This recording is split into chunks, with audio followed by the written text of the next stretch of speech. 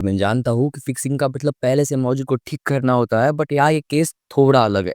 तो इसीलिए मैं सब कुछ ही मेरे हिसाब से बना रहा हूँ। तो ये तीनों एक ही फ्लैट में रह रहे थे, जस्ट लाइक हे बेबी। उनके ओनर्स किसी बड़े से पैन पैसिफिक होटल में किसी बड़े से ऑफर की डील के लिए जा रहे होते, और फिर जब वही नाम के साथ अक्षय वहां पहुंच जाता है तो जॉनी लीवर भौंकवा जाएगा। और फैसला हो जाता है कि अक्षय और असीम उस डील को हैंडल कर, जब वो उस लाश को कैसे तैसे करके एक गारमेंट के बैग में रख देते हैं। और वहाँ और कोई नहीं, अपने बड़ी कॉप्स ही होंगे जो इस वाले पार्ट में बिल्कुल भी एक दूसरे को पसंद नहीं करते, just like the Hitman's bodyguard. जहाँ वो न कैसे भी करके अपने ओनर्स जॉनी लीवर डिनो के एड होली से छिपते छिपते वापस ऊपर जाना होगा, results to a complete havoc in the hotel.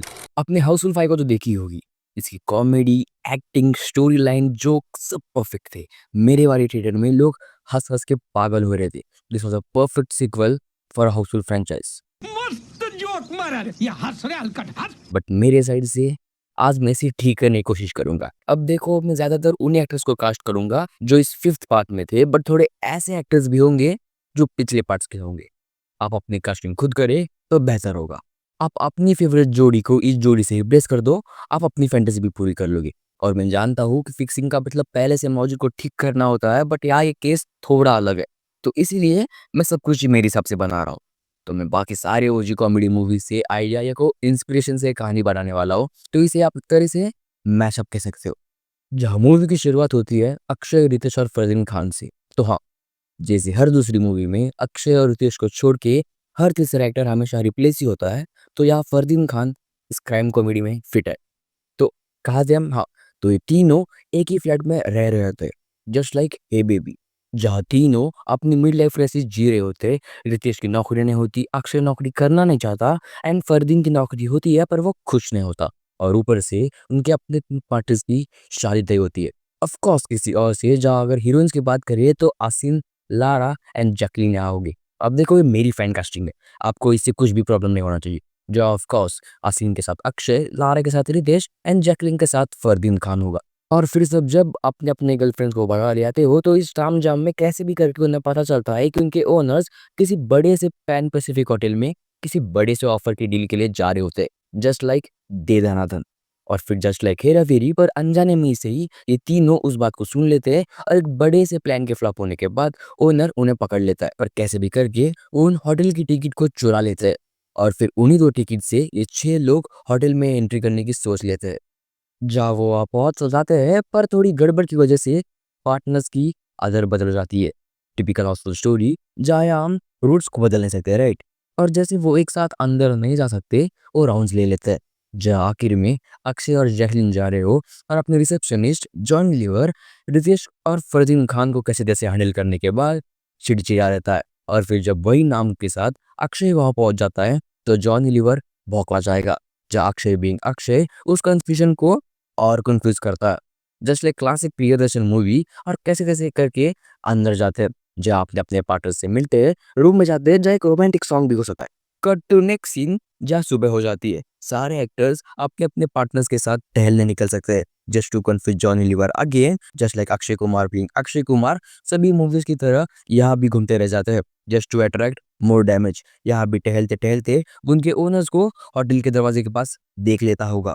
अब जस्ट लाइक दीदानादन, टोटल शॉक केओस मच जाता है। सारे एक्टर्स यहाँ वहाँ दौड़ते रह जाते हैं। थोड़े एक्टर्स चंकी पांडे के पास पहुंच जाते हैं तो अक्षय कुमार किसी रूम में छिप जाता है, just to listen the deal जो इनके ओनर्स और दूसरे पार्टी के बीच होने वाला था। पर अब जब इन 6 लोग उन ओनर्स के नाम ले लिए होते हैं, तो अब उनके ओनर्स इस पार्टी के लिए इनवाइटेड नहीं है। सिर्फ 6 में से 2 लोग उस डील को अटेंड कर सकते हैं। जहाँ इसीलिए वो उन्हें ढूंढ रहा था, बट समहाउ एवरीबॉडी एस्केप्स। और फिर जब सब मिलते हैं, अक्षय कुमार उन्हें इस पार्टी के बारे में बताता है, और फैसला हो जाता है कि अक्षय और असीम उस डील को हैंडल करेंगे, जहाँ बाकी सारे लोग उन्हें कवर करने की कोशिश करेंगे। जहाँ डील के वक्त सिर्फ अपोजिट पार्टी यानी श्रेयस तलपड़े और ये लोग होते हैं, जहाँ मोर और लेस ये पकड़े जाते हैं। Just to escape from them they enter the song party, लाल परी। पर everybody gets drunk, gets high. Cut to midnight, जहाँ अक्षय किसी कारण से उठ जाता है। कोई भी रीजन हो सकता है, जैसे फोन की आवाज हो या फिर दरवाजे की आवाज से, कोई भी रीजन हो सकती है। जहाँ वो उन धुंधले धुंधले आंखों से दरवाजे की ओर बढ़ता है, just to kick the dead body of Shreyas Talpade. जहाँ उसकी आंखें फटे की फटी रह जाती है, जस्ट लाइक हाउसफुल 1। वो यहाँ भी अपनी किस्मत को कोसता है मेरी किस्मत ही खराब है, मेरी किस्मत ही खराब। Just to find out more कि वो लोग उसे ऐसे ही छोड़ भी नहीं सकते, एज उन्हें बहुत लोग एक साथ देख चुके हैं। जहाँ Fardeen Khan is the only mature here suggest to anyhow dispose the body and get rid of this hotel. जहाँ सब लोग इसे सहमत होते हैं, जहाँ वही अचानक डीनो मोरिया का कॉल आता है, जहाँ वो सीरियस तिलपड़े का भाई होता है, जहाँ उस पैनिक में या कोई टेंशन में उस कॉल को वो उठाते नहीं है, जहाँ वो उस लाश को कैसे तैसे करके एक गारमेंट की बैग में रख देते हैं और वो लिफ्ट की ओर बढ़ ही रहे होते हैं कि वह कृति पूजन कृति सनन भी उस लिफ्ट में आ जाते हैं। Just as a fan service हर एक हाउसफुल एक्टर की एंट्री उस एलिवेटर में होगी, जहाँ वो लोग उनके उनके हाउसफुल मूवी के बारे में डिस्कस कर रहे होंगे, जहाँ पूरा एलिवेटर सभी हाउसफुल एक्टर्स के भरा होगा, right from Housefull 1 to Housefull 4।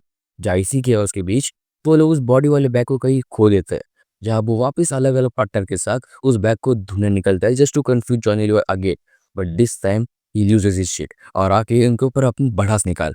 Just to add more tension वहाँ उनके ओनर्स भी आ जाते हैं, कुछ 4-5 बड़े-बड़े मुस्टंडों के साथ, जहाँ कुछ तीर टाइप पुल ऑफ किया जा सकता है, बट समहाउ वो उस बॉडी वाले बैग को ढूंढ लेते हैं by listening to the same caller tune again by his brother. But this time वो उन्हें सब बताते हैं या क्या क्या हुआ था। तो उन्हें कहता है कि उस बॉडी वाले बैग के साथ उनके हड्डे पे है, तो इस प्रॉब्लम से वो बच सकते हैं। बट यहाँ वो लोग अपने अपने पार्टनर्स को यही होटल में छोड़ जाते हैं ताकि वो उनके रूम में हुए बसर को समहाउ मैनेज कर सके। तो वहाँ उनकी गाड़ी में अक्षय, रितेश और फरदीन खान के साथ ट्रंक में डेड बॉडी के साथ शराबी राजपाल यादव को भी पिटा देते हैं, जहाँ वो उसे बताते हैं कि एक मूवी की शूटिंग चल रही है और किसी एक्टर के बैकआउट होने पे उसे कास्ट किया गया है। जहाँ वो बताता है कि मूवी अनस्क्रिप्टेड जाएगी, सामने जो भी आएगा उनके ही बंदे होंगे, तो डरने की कोई बात नहीं है, तो उसका बस यही काम होगा कि कैसे भी करके उन्हें वो चेक पोस्ट क्लियर करना है। तो कुछ पैसे एज इन एडवांस देने के बाद वो मान जाता है and as usual check post आती है और वहाँ और कोई नहीं अपने बड़ी कॉप्स ही होंगे, जो इस वाले पार्ट में बिल्कुल भी एक दूसरे को पसंद नहीं करते, just like the Hitman's bodyguard and the nice guys. तो वो ट्रंक को चेक करते हैं, राजपाल यादव बाहर को ताकि जान लगा देता है उन्हें कन्विंस करने में, पर उनके कन्विंस ना होने के वो उन्हें पुलिस थाने ले जा रहे होते। तो राजपाल यादव उनके पैसे वापस देता है और कहता है कि एक्टिंग मेरे बस की नहीं है, आप अपने पैसे खुद रख लो। तो बड़ी कॉप्स और बढ़ जाता है and just like any other Rajpal movie वो यहाँ भी ढोलिया से पिट जाता है।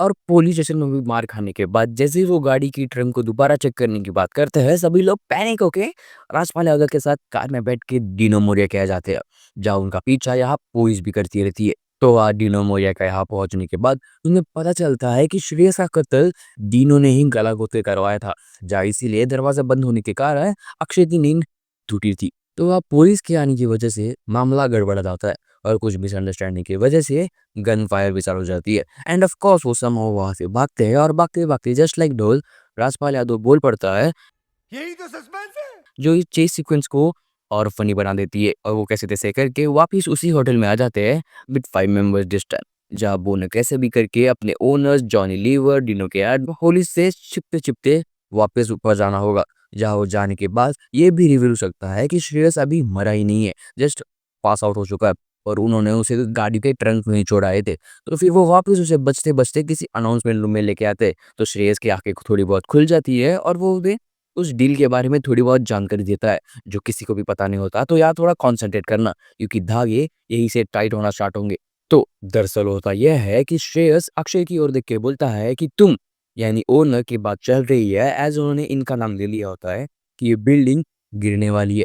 तो वो बताने लग जाता है कि डील कुछ ऐसी थी कि ये होटल दूसरे पार्टी के नाम करी जाने वाली थी और वो यानी ओनर यहाँ एज इन मीडिएटर के तौर पे आए हुए थे, पर यहाँ कैश के बदले कुछ डायमंड्स में ट्रांजैक्शन पूरी करी जाने वाली थी। और जब सिर्फ वो और अक्षय थी मीटिंग में तो वो डील पूरी नहीं हो पाई और उस पार्टी के नाच गाने के दौरान ये ट्रांजैक्शन सक्सेसफुल हो पाई। और उस वक्त उनके साथ डीनो मोरिया भी था, जिसके कुछ अलग ही प्लान थे। तो इस ट्रांजैक्शन के खत्म होने के बाद जब डीनो श्रेयस से अपनी हिस्से की डायमंड्स लेने की बात करता है, पर श्रेयस इस बात को नजरअंदाज करता है और ये तीनों यानी अक्षय, रितेश और फरदीन खान के साथ पार्टी खत्म होने के बाद बाहर निकलता है और बहुत देर बाद वापस होटल आता है, जहाँ डीनो मोरिया उसे कोने में ले जाके फिर से डायमंड्स की बात करता है, जहाँ श्रेयस साफ मना करने के कारण डीनो श्रेयस का गला घोट देता है।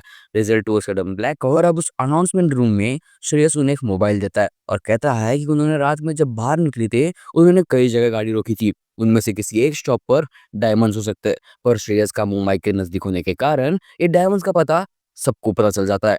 which results to a complete havoc in the hotel, जहाँ होटल के स्टाफ के साथ होटल मैनेजर चंकी पांडे, बाकी गेस्ट जॉनी लीवर, डिनो के आदमी डिनो हिमसेल्फ, बड़ी कॉप्स, राजपाल यादव, इनके ओनर्स, इन 6 लोगों का पीछा करते रहते हैं। जहाँ हर जगह मोबाइल चेक करने के बाद आखिर में वो किसी कैसीनो में जाते हैं, जहाँ उन्हें पता चलता है कि उन्होंने उस रात या कुछ सीन किया था, और उस कैसीनो के सीसीटीवी में देखने के बाद पता चलता है कि वो डायमंड्स अक्षय के जैकेट में ही थे, जो अब उस होटल के रूम में थे। जहाँ सब वापस होटल जाते हैं, जहाँ इस बार वो कैसीनो के बंदे भी आते हैं just to add more chaos to the scene, जहाँ अब सब लोग उस डायमंड को ढूंढने की नाकाम कोशिश करते रहते हैं, जहाँ वो होटल भी गिरने वाली होती है, पर सब उसे अनदेखा कर देते हैं। जहाँ हाउसफुल 1 में से बंदर भी काम आ सकते हैं, जो ये ओरिजिनल हाउसफुल 5 में भी यूज किए थे। जब आखिर में कुछ ऐसा हो सकता है कि बंदर के हाथ से यहाँ आ जाते समय डायमंड्स का पैकेट खुल गया हो और सबको अपने अपने किस्मत में लिखे डायमंड्स मिल जाएंगे, resulting to the collapse of the hotel, जहाँ सब लोग एस्केप कर जाते हैं सिवाय श्री तलपड़े के और दीनो मोरिया के, जिनका ये होटल गिराने का प्लान था। जहाँ दीनो मोरिया भी अपने किस्मत से जीतने जगह, which is to the happy ending of the 3 couple, जहाँ ये वापस अपने अपने पेरेंट्स के पास जाते हैं और तीनों एक साथ शादी कर लेते हैं, inviting everybody from the hotel जो उस टाइम पे प्रेजेंट थे। जहाँ जॉन लीवर को भी आखिरी सच पता चल जाता है, जहाँ एक अच्छी सॉन्ग के साथ ये मूवी को यही रैप अप किया जा सकता है। अब देखो, मैंने इसमें सारे हाउसफुल के एलिमेंट्स को ऐड करने की कोशिश की है, वो कंफ्यूजन, वो लास्ट के पहले थोड़ा सा क्लाइमैक्स ट्विस्ट, वो केओस, वो आखिर में हैप्पी एंडिंग, जैसे हर हाउसफुल मूवी में होते हैं। पर मैं जानता हूँ कि कहानी आधी अधूरी लगती है, लॉजिक नहीं है कि कैसे तीनों कपल एक ही टिकट पे एंट्री कर पाते हैं, या कोई सीरियस तलपड़े का वो अनाउंसमेंट सीन कुछ गंभीर नहीं लगता। और अब वही नायक अच्छे राइटर के साथ उन कॉन्वर्जेशंस में जान डाल दी जाए तो कुछ बार बन सकती है, जहाँ आई थिंक इस कहानी में पोटेंशियल है। अब सबसे लॉजिकल भी लगती है, और होगी भी क्यों नहीं, यहाँ वहां से चिपका जो रखा है, पर वही बात आती है, एक अच्छी राइटर के साथ इस कहानी को ओरिजिनल बनाया जा सकता है। पर खैर छोड़ो, ये तो रही मेरी कहानी, आप इसके बारे में क्या कहते हो नीचे कॉमेंट्स में लिखना बिल्कुल मत भूलना। सो दैट्स माय टाइम, मिलते हैं अगली वीडियो में।